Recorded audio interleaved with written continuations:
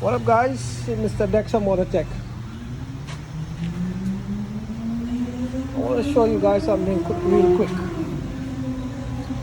So someone had her brakes done, and while she was driving, she was getting this tuk tuk tuk tuk tuk noise.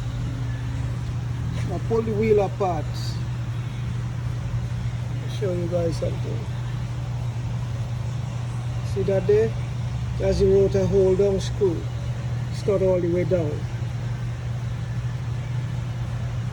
So basically what happened, that noise you was hearing is actually the wheel coming loose. Because with that screw out halfway, you can't torque it properly the way it's supposed to. Even though you might torque it and you feel a torque, it's not torqued properly.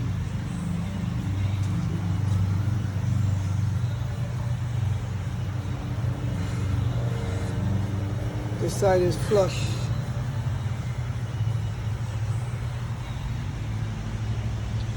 So I just wanted to give you a quick tip on that.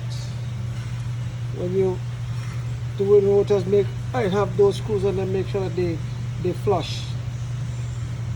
Let's